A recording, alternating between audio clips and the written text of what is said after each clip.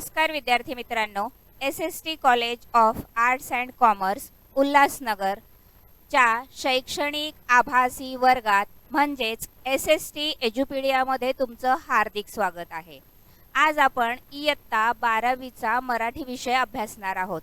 मागच्या याच्यामध्ये आपण लेक्चरमध्ये 2 कथा अभ्यासलेल्या आहेत। आज आपल्याला एक कविता अभ्यासायची आहे जिचं नाव आहे रोज मातीत। मी सहाय्यक शिक्षक शिल्पा जळकोटे। आज आपण मराठीची कविता पाहूया। आता तुम्हाला इथे एक छायाचित्र दिसत आहे। त्याच्यामध्ये काय दिसतोय?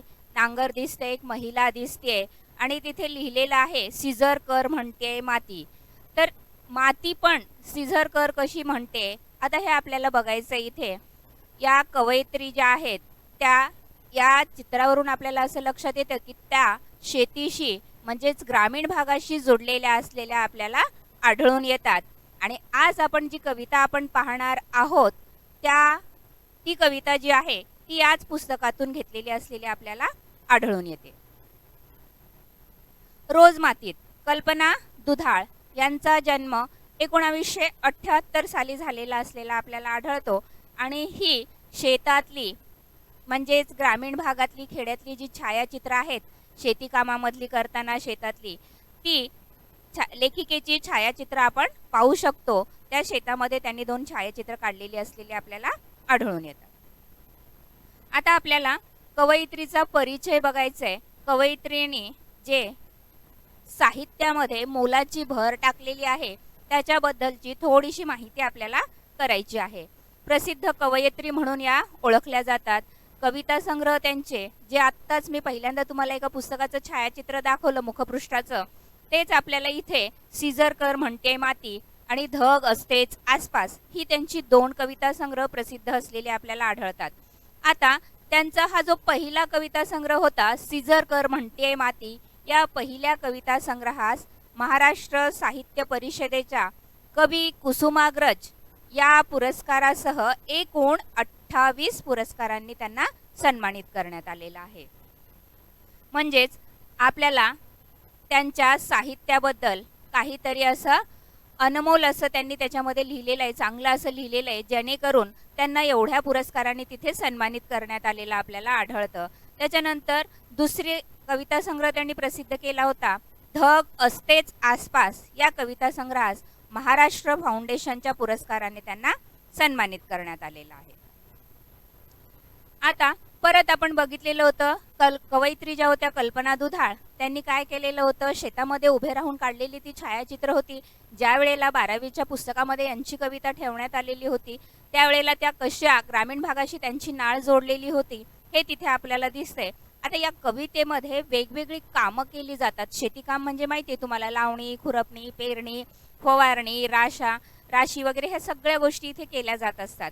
आणि त्या करताच मग इथे नेमकं या कवितेमधील जी स्त्री आहे ती काय काम करते ते आपल्याला बघायचंय। एकीकडे मस्त मस्त झेंडूची फुलं आलेली आपल्याला आढळून येतात आणि दुसरीकडे कांद्याची लावणी करताना ती स्त्री दिसते आहे, महिला। म्हणजे लावणी कशी करतात आता जे सगळं आपल्याला पूर्वीचं ग्रामीण भाग जो होता तो आता आपल्याला कल्पनेत आठवावासा असा लागतो, कारण अत्याधुनिक सुविधांनी युक्त अशी आज शेती केली जात असते। आधी आपल्याला शहरी जीवन असं वाटायचं की जणू काही ते आभासी असल्यासारखं कल्पना करावी लागायची त्याला। आणि आता ग्रामीण जीवनाशी आपली नाळ जोडलेली असली तरीही सगळे अद्ययावत आधुनिकीकरणामुळे आपल्याला जुनी पुराणी परंपरागत जी शेती होती ती थोडीशी आपल्याला कल्पनेतच आणावी लागते। आता या कवितेमध्ये आशय काय सांगितलेला आहे आपल्याला बघायचं आहे। रोज मातीत म्हणजे माणूस हा मातीतच जन्मतो आणि मातीतच म्हणजेच या पंचतत्वात विलीन होतो हे तुम्हाला माहिती आहे। मग अशी ही शेतकरी महिला जी आहे रोज राब कशामध्ये राबत असते, याच मातीमध्ये राबते। आणि तिने राबताच या मनोगत या कवितेतून व्यक्त केलेला आहे। जसं बहिणाबाई चौधरी यांच्यावर आपल्या कुटुंबाचा भार जसा पडला आणि त्या ग्रामीण भागात शेती कामं करत असताना कशा त्यांना वेगवेगळी गाणी स्फुरली ती आपण बघितलेली होती, तसंच या महिलेचं इथं मनोगत या कवितेतून व्यक्त होताना आपल्याला दिसते। आपला स्वतःचा जीवच जणू मातीत रुजवावा इतक्या मनपूर्वकतेनं शेतकरी स्त्री जेव्हा शेतात लावणीसारखी कष्टाची कामे करते तेव्हा कुठे शेतामध्ये गोंधणाच्या नक्षीसारखी हिरवाई फुलू लागते. म्हणजे इथं बघा, आता कुठलंही काम, शेती कामच नाहीये, तुम्ही जे काम करत असतात ते तुम्ही जीव लावून केलेलं असेल. म्हणजे जसं आपण आपल्या मुलांना तळहाताच्या फोडासारखं जपतो, तसंच इथे वृक्षांनाही आज जपणं गरजेचं आहे. पर्यावरणाचं संतुलन राखणं महत्त्वाचं आहे. आणि त्याचबरोबर इथे शेतीकाम सुद्धा, कारण भारत हा कृषीप्रधान देश असल्यामुळं शेतीलाही तेवढंच महत्त्व इथे असलेलं आपल्याला आढळतं.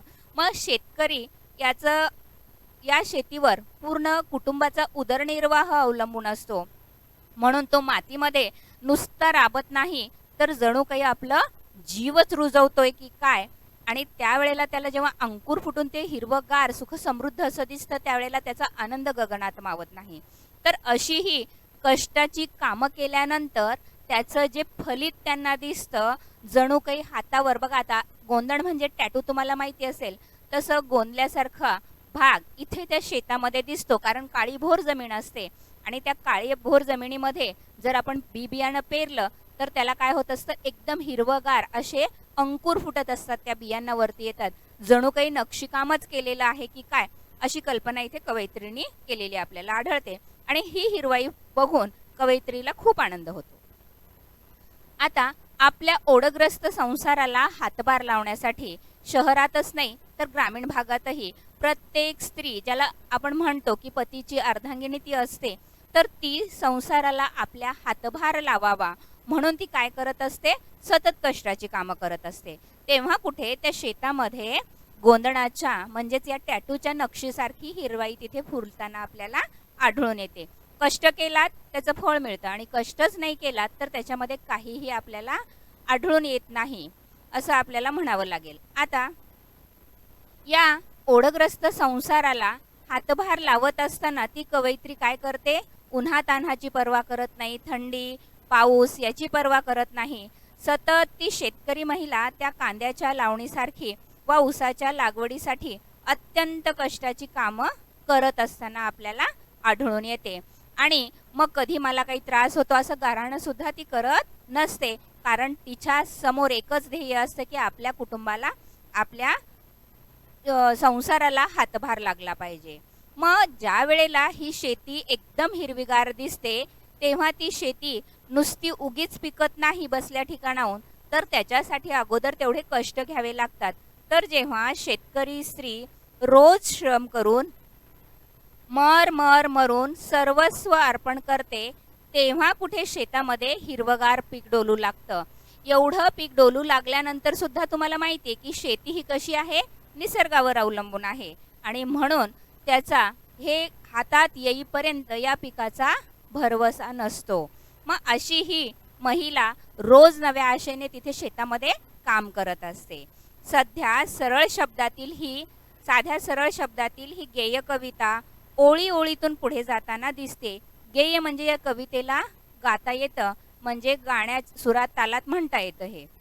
आणि अंतस्थ वेदनेमुळे काळजाला ती अधिकाधिक भेट कशी जाते हे आपल्याला हे कविता बघताना अनुभवायचं आहे. आता रोज मातीत म्हटल्यानंतर तुम्हाला माहिती आहे मातीमध्ये कसे पोषक तत्व असतात, मातीमध्येही चालणं महत्त्वाचं असतं.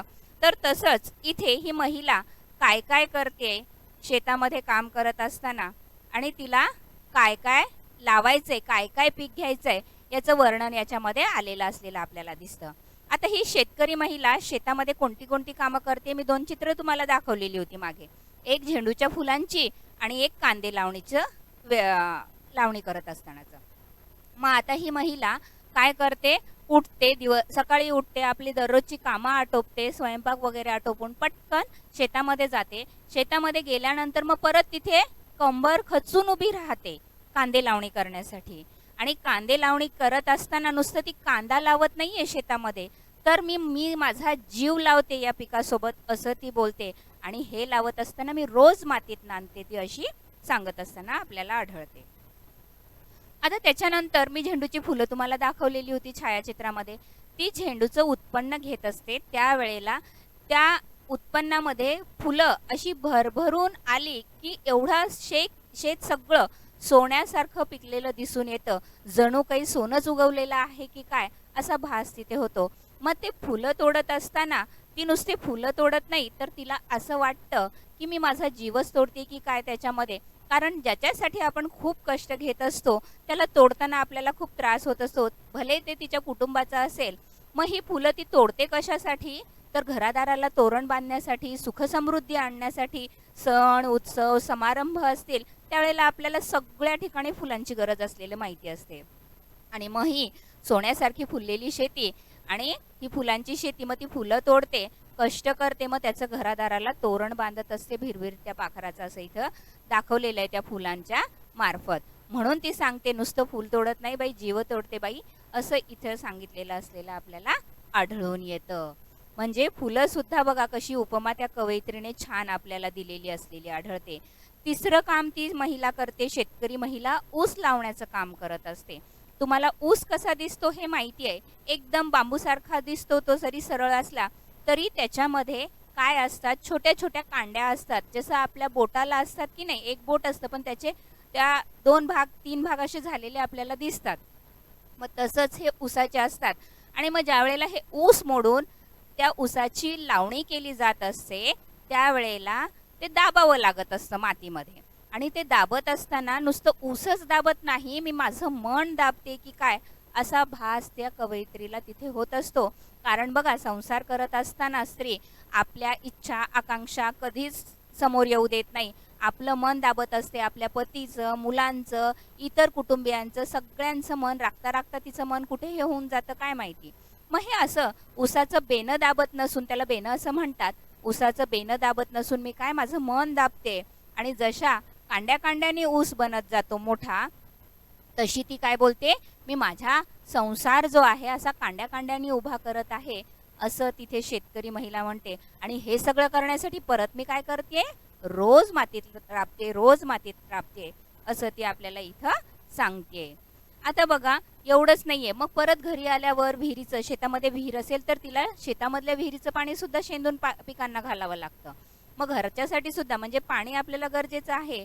कधी कधी ती काय करते, पाणी सुद्धा शेंदत असते. ऊन वारा पाऊस थंडी कशाचा ती विचार करत नाही. आणि असं हे करत असताना मग हिच्या कष्टाचं फळ तिला ती जमीन ज्या वेळेला हिरवीगार अशी नक्षी कोरल्यासारखी आपल्याला तिथे आढळते, त्यावेळेला तिला आढळून येतं की जणू काही माझ्या कष्टाचं फळ आता इथे मिळालेलं आहे. आणि त्याच्यामुळं मी माझ्या जमिनीवर अशी नक्षी कोरलेली आहे, माझ्या कष्टाने जीव लावून रोज मातीत नांदून मी असं इथं केलेला असलेला आनंद तिला इथे होत असतो. अशा प्रकारे आपण रोज मातीत ही कविता इथे बघितलेली आहे. धन्यवाद.